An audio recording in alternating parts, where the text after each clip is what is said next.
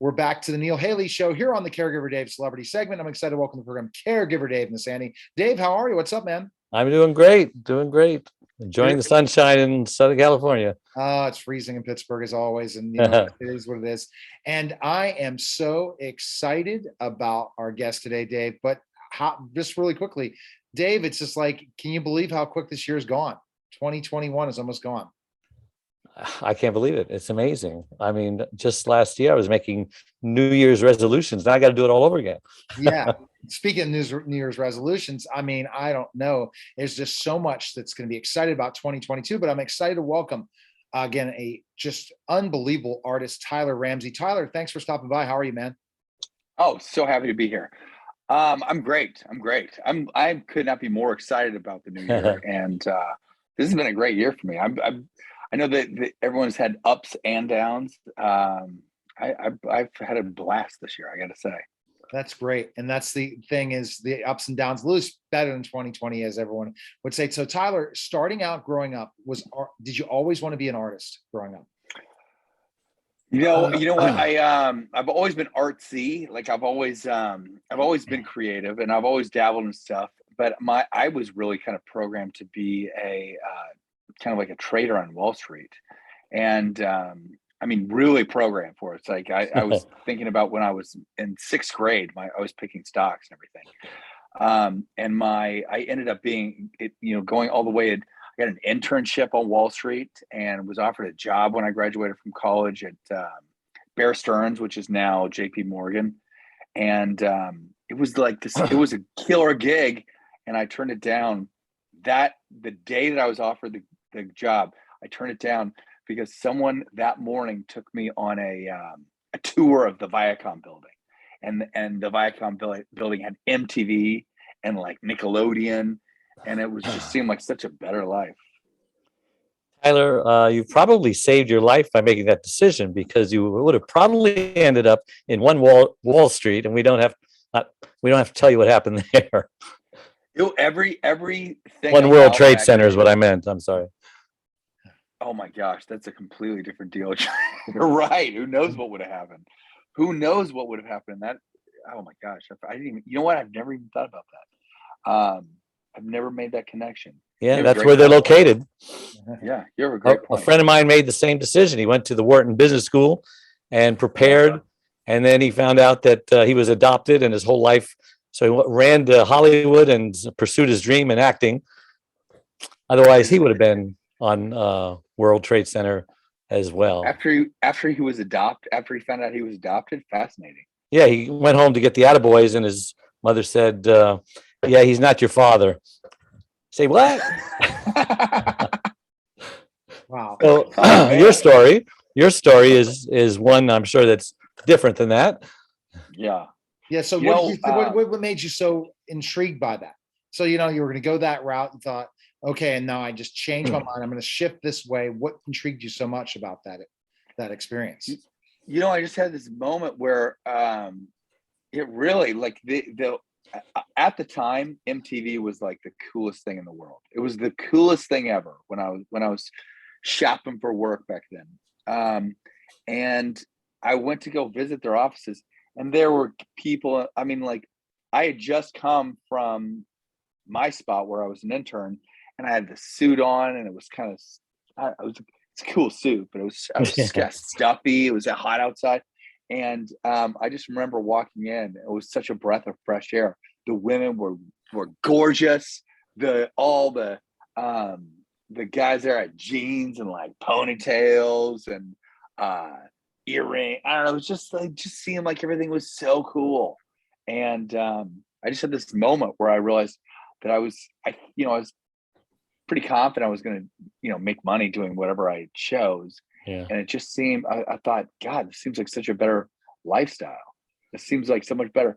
So, I mean, obviously I made different turns, and since then I'm a visual artist.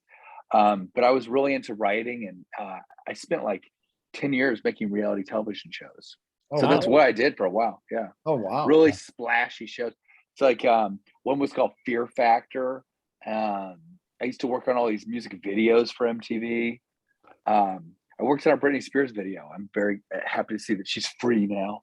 Oh, wow. She did not seem free when I was working on the video. She seemed like she was being held hostage when I was doing. Yeah, I did an I interview saw with her.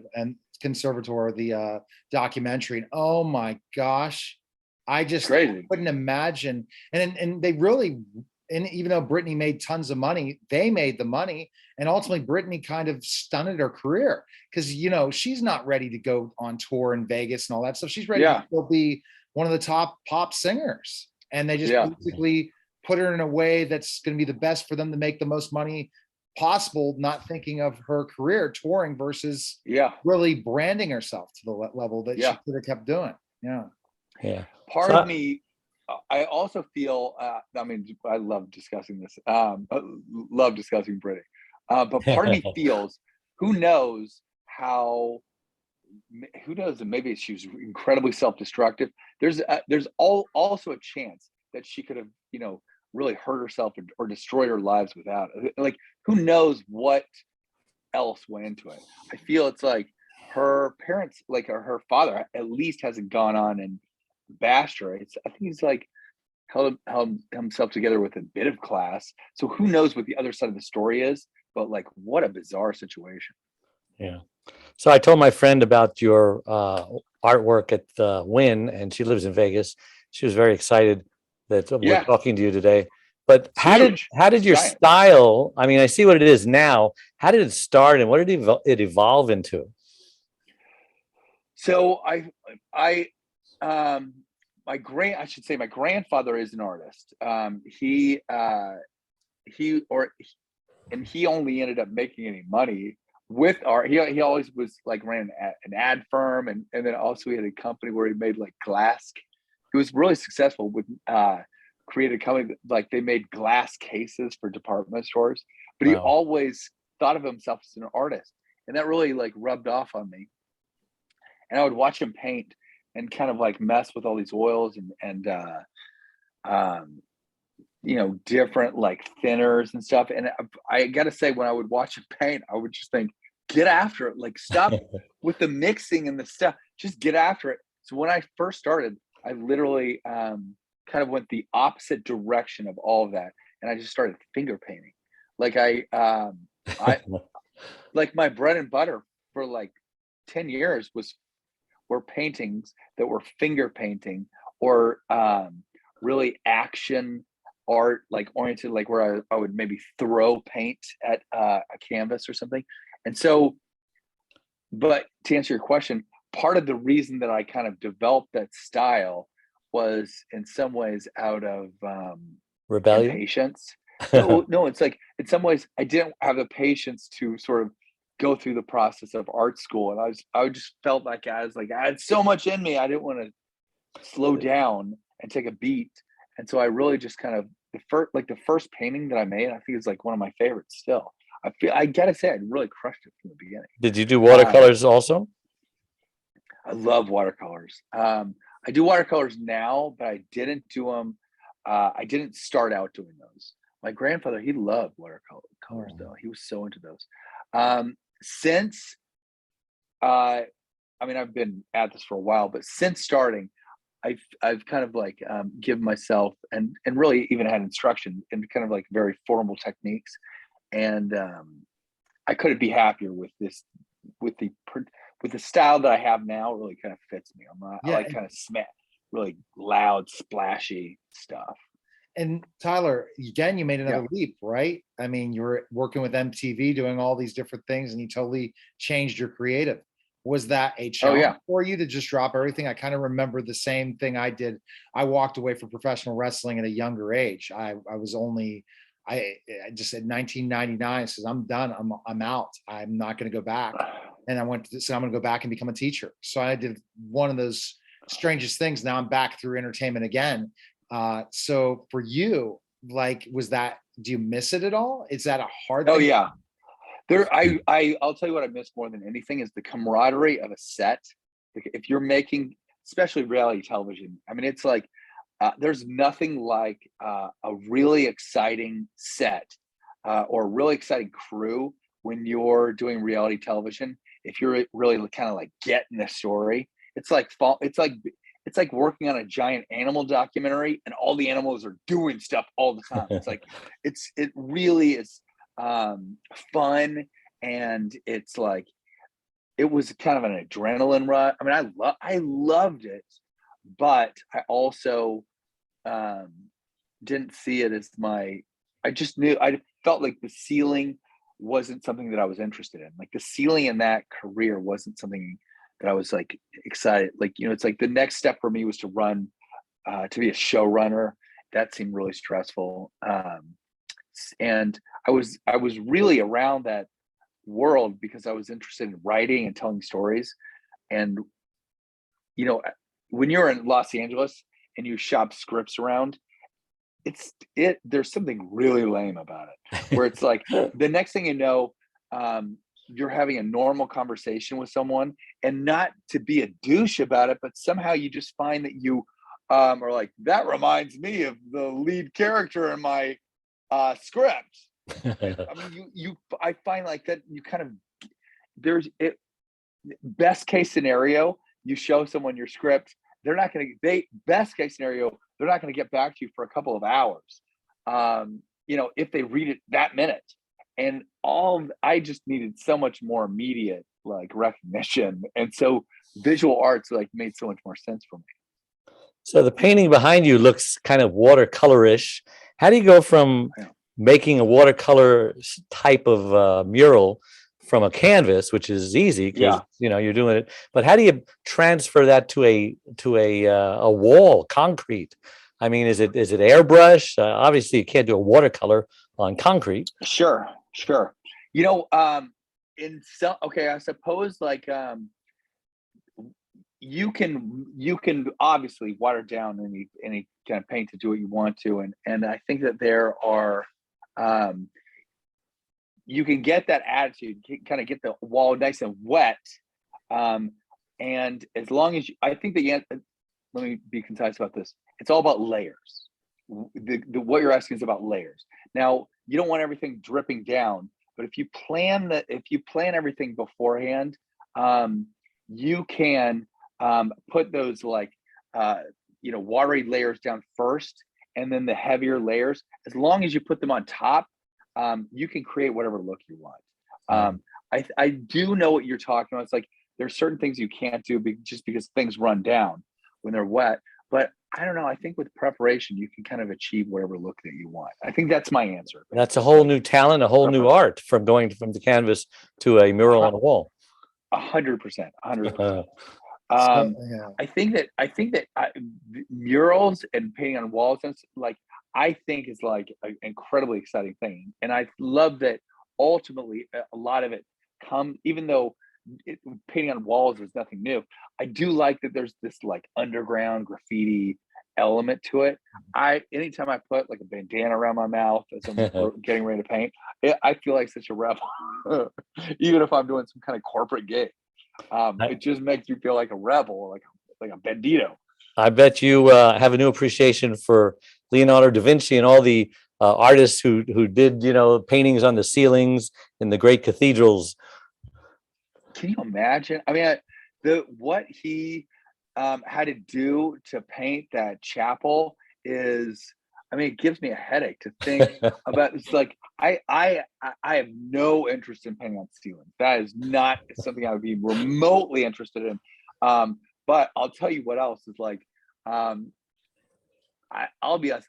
I was just watching a Saturday Night Live sketch about how there's this Portuguese artist that just destroyed this statue of Ronaldo that was like a big commission. He just like came out with the goofiest looking version of Ronaldo for this like huge commission for the main international airport, and she flopped so hard, and they were making fun of it on Saturday Night Live, and I just thought that's my biggest nightmare. I'm like the idea that Da Vinci or those guys probably just had, probably the threat of death if they screwed things up. And there's like, what is it, Henry VIII? Like, I feel like he almost killed his was some guy that made a portrait Right. of him, and he almost had him killed because he made him look fat. He made him look real, basically. Now, now, That's a whole Dave, nother some thing. of the owners of Tyler's art are pretty famous people. Tell us about that, Tyler. I have to say I've been very lucky. Things have been. I feel like I've got my art into like really great hands. Clint Eastwood, who is always like a hero of mine for my whole life. Like he had art of mine. Bill Clinton. I got Samuel Jackson. You know, I feel like I was in this like the coolest circle for a little while where I was doing a lot of work for the United Nations, and at one point it was like kind of a cool thing where they would commission a painting from me, and then they would give it to it was like the head of South Korea at the time, Ban Ki-moon, and that just kind of caught on. This sort of big gifting thing kind of caught on. It was like got my art in the hands of some people that I think are just like terrific. Wow. Well, were you almost arrested doing a painting with your bandana over your mouth and stuff like that, thinking that you were tagging a wall? Yeah, I've run from police before. I've run from police before. I'm really proud. I haven't been caught. I have never been arrested making art. And there was even a part of me where I thought I wouldn't say that I even ran that fast, but there's kind of nothing cooler than being. I'm like, part of me thinks I kind of won it on my rap sheet, and I'm sort of disappointed in the police. I've had other situations where I've had police pull up and ask me what I was doing, and then they're like, "Oh, that's great, cool, keep going," and then they keep going. But I ended up commissioning over almost 200 different murals around the country. Wow. with different artists. At the time, I was doing I was working on like a campaign against gun violence, and it was for Tom's Shoes. They were the ones that funded it, and I got really into the whole street art world and really excited about it. And at one point, I was even in like a fight where where people were battling over territory. I should back down from this. It wasn't really a fight. There was one push, but I'm still. No, you gotta say it's a fight. You gotta say it's the fight. There goes your storytelling, Tyler. Yeah, see, you can still have your story. So when is there going to be a documentary on your artwork when you're going out and doing murals? I'm talking to a professional wrestler about a fight, so I just got to be real about this. So Yeah. Yeah, I love that that's in your background, by the way. I'm the biggest fan of professional wrestling, the biggest fan. I think it's one of the most exciting things to be around. I cannot tell you how much I envy that that's in your background. You know, you never know if it'll make a comeback. It's still not out of the question. So we'll have to. I mean, why are you? I mean, at the very least, announcing or you could. I mean, I get the opportunity to interview celebrities of all walks of life, and then wrestling, and I'm the sports category director for Podcast Magazine. So I've done some pro wrestlers that podcasts. But you're right, it's going to come back. It will. It always. Yeah. I want to act too. I keep telling people, and I know that your publicist is on with me right now, and I won't have her talk, but I'll say that I've told her, and I think she's heard me. I said, I want to act again. So I want to act. So I have an IMBD just because I donated to the one movie about Roberto Clemente with Jamie Nieto. Then Jamie ended up getting his wife, Siobhan Stoddard, ended up on America's Got Talent, and she was an Olympian, and Jamie was paralyzed. I don't know if you know the story of Jamie, but before that, when he did the Roberto Clemente movie. So it's just interesting, these different things. And I met some of these people. I met Siobhan in LA when I was doing an event one time in LA. So it's just all goes full circle. Who knows what comes next? Yeah. Now, Tyler, so one question I want to ask, and then we'll go right to Dave's question. Sure. Education, right? Looking at the arts, how can we really show why the arts are so important in history, the arts are so important in creativity, and to not decrease the funding and see that it's so much more important? We don't have to look at always math and reading. And this is me, a former teacher, saying this. We really have to look at what gifts and talents everyone has in education and really push them towards their talent. You know, I'm completely with you. I think that there's something. Okay, so music is basically if you can learn music, you can decode language. You can music is a way of a child, once they learn a little bit of that, it doesn't just teach them how to play this one instrument. It also teaches them math. It teaches them that like there's a code to doing certain things, and if you can crack certain codes, you can develop things that are maybe sometimes not even invented yet. I think that art is just that way. It once someone is trained to think different than they were currently thinking that they were even able to think about stuff. I think that it in like an exponentially like large way, it allows the person to sort of like crack codes that they wouldn't normally be able to crack. Agreed. So to lose that, I think is like we lose like if you just think about it as a United States citizen, like we lose that advantage that we have over the rest of the world that we've always had. So it's like in terms of like just in terms of being competitive as a country, why would we ever lose like the few Bill Gates that are there? It's like I'm convinced that all whether it's like Steve Jobs, all of these like geniuses have got to have like art like somewhere that they're dabbling with stuff, and it allows them to like think in a, not to take this apple, think big, like or think different, like it allows them to think different. And you know, it's like some kids can get to that with math.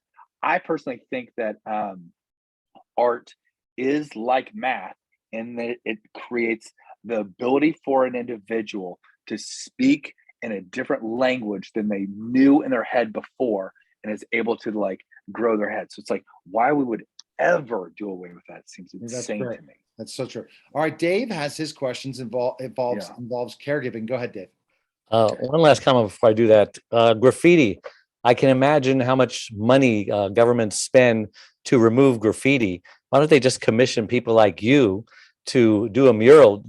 In gang neighborhoods, does your murals ever get graffitied, or do they take a pride in it, especially if maybe they're even a part of it? 9 times out of 10, unless you're tagging over someone's territory, you can be pretty confident that your stuff is going to be respected 9 times out of 10. And that like I'm convinced most of the kind of just like scribble, when you see a kind of a nice mural and you see some scribbles, that's usually some drunk that happened to, I don't know, like maybe I don't even know why they find the cans or something. Probably just a drunk found a spray can as he was walking. It is generally like unless you are doing art in someone's gang territory and you're which normally they will let you know if you're doing that. I think it's most of the time everyone appreciates, including like kind of like vandalizing elements. Everyone appreciates something that's like looks nice in a neighborhood. Yeah. People are generally respectful of it. Exactly. But governments and police covering stuff up, that's a whole different deal. I think that there's a group called Beautify Earth, beautifyearth.org, I believe. Their whole mission is they just want to cover up blight. Like, and I think that's like the best mission statement. All they want to do is just cover up like crappy looking walls. And I think that more and more people are appreciating how much like a nice mural adds to a neighborhood. Exactly. I think we're just getting started in that.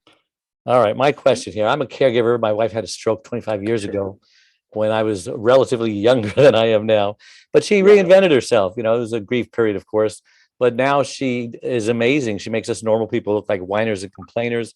She's like a one-armed, one-legged with duct tape over her mouth, Martha Stewart, Wonder Woman.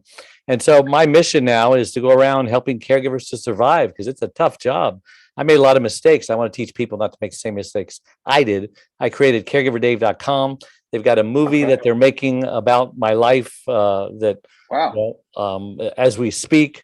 And so I just want to ask you a question. Do you ever think about one day you may have to care for those loved ones of yours who get elderly and need the care, and you know, maybe think about long-term care insurance to help them out and help you out? Well, I should say that my my father recently passed away, and he was Oh, sorry to hear that. handicapped, and he when I was a child, he shot himself in the head with his Oh feet. my. Oh, And so he had tremendous side effects. And I'm very familiar with it. And my stepdad's going through something now. I'm very familiar with how difficult it is for caregivers. Do I ever think about that? All the time, all the time. you've And lived it. It sounds like you've lived it, Tyler. Yes. I couldn't be more relevant conversation. I'm very aware of this. I think that anything, I will say this, anything that like society, anything we could do to support caregivers, I hope that we do it. I mean, I would want to be a part of. I'm going to look up everything you're talking about. I would love nothing more than to be part of helping out, because I think it's one of the most. It can be brutally exhausting. It can be really quite rewarding, but can also. I think it also has a potential to drain a vibrant person to zero. Exactly. Yeah. Unless everyone in the world is kind of like looking out. It's like Exactly. Yeah. And then the thing is, Tyler, that the fact is that, with COVID and all what's going on, many people are being more caregiving with kids, and it's become more and more a factor of just being stuck at home and not able to interact much and all those things. And then many people that are by themselves, and then other people are caregiving by making those phone calls. Now, where can people purchase your art, Tyler? Where's the best place we can go? I'm pretty active on Instagram, Ramsey Art, and I also have a site, ramseyart.com. And I feel like the thing that I respond to the fastest is Instagram. But I've got a quick question. Like, how could what is available to do to just like help out caregivers in general? That's why I keep telling Dave. Dave needs to make this Dave he could have a speaking, and Dave could, and this is a great point Tyler made. Make it a foundation, a 501c. And I also have my own syndicated radio show and caregiver show. We're number one on FeedSpot and other sites. So, that's on my website, caregiverdave.com. Lots of resources. Anybody struggling, it's a free membership site. Go and join. And there's lots of resources to help you not just survive caregiving, but to thrive. But Dave, that's sometimes caregivers don't even know how to ask for help. Exactly. Or if you're like, "Hey, can I help?" They wouldn't even know what to ask you to do. Get celebrities involved. Get the foundation, Dave, and as a nonprofit 501c. That's my advice for going into 2022. Tyler, you're amazing. Dave, always a pleasure. And thank you again, behind the glass, Lauren. I appreciate you guys, and take care. And that was the Caregiver Dave celebrity segment. Take care, guys.